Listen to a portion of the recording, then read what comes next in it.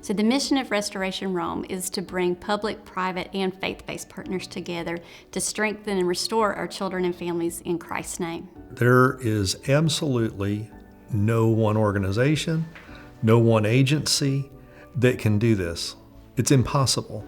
Restoration Rome is like the poster child for community partnerships with public agencies.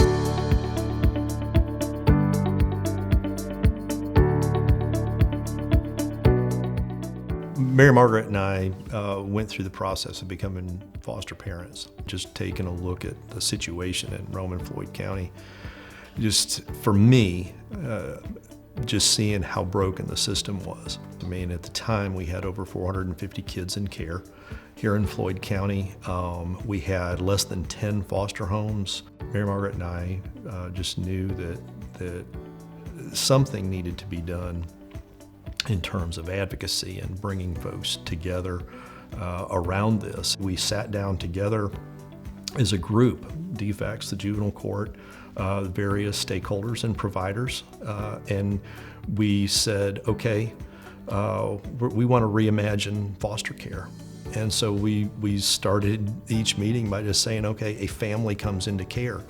And it is a family. Restoration Rome is a hub for foster, adoption, and family services, all designed to strengthen our families, restore those that have been broken. And so it kind of houses all of the support services that are around that effort. We set out to renovate this 50,000 square foot elementary school to house the providers and deliver those services. It made me want to cry. It's so good. It is so hopeful. It is. It's so thoughtful. Each and every inch of that property has been planned. We made the journey looking through that lens of the birth parent, the kiddo, the caregiver, which was either the foster parent or kinship placement or whoever, and then also looking at it through a trauma-informed lens.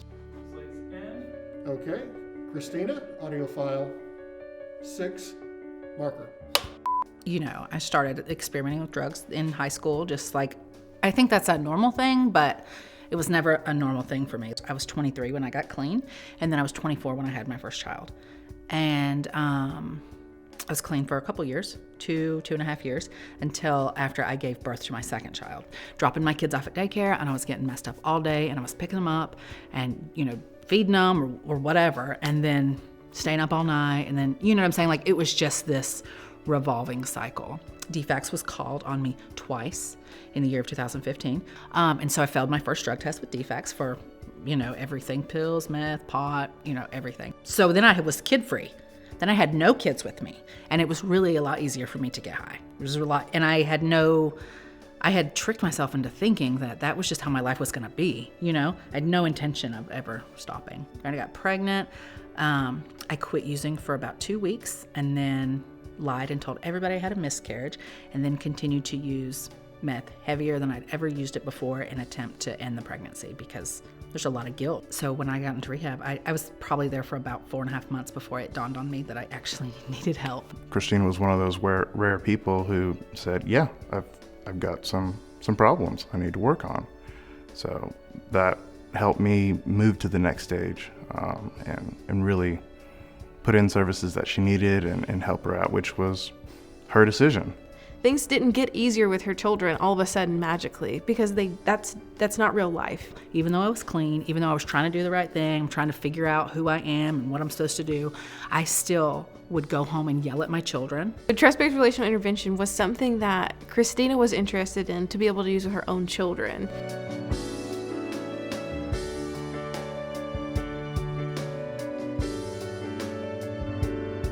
When I took TBRI the first time and they talked about physical touch and everything, I was like, I never do that with my kids. 1, didn't know how to take care of my children, and 2, I didn't know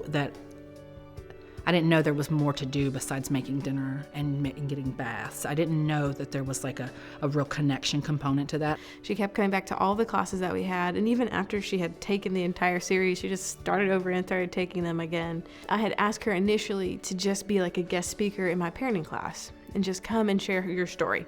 And I remember the thing that always comes back to my memory is one of the parents was like, we need more of that. But this was the thing that helped people go, okay, I can do this. Like, there's another human being on the other side of this who's being honest and real about her journey, and she really is getting healthy, and man, that's what I want. We started with the parenting class, right? It came in to do that. So now I teach the parenting class with Reba. So now I'm getting paid to do the parenting class. Peer advocate is the best title that I could ever have anywhere in my life, any arena that I'm at, because I will never know more than anybody else, and I need the information just as much.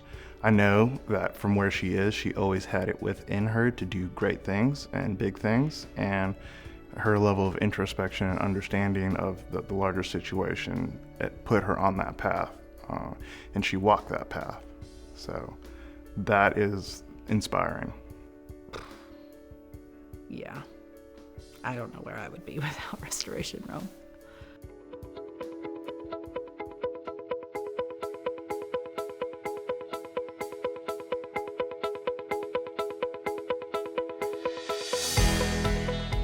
They've already been assigned a family success manager. So that family success manager is who will be with that child from that moment of entry here all the way through permanency when they're back hopefully with their family.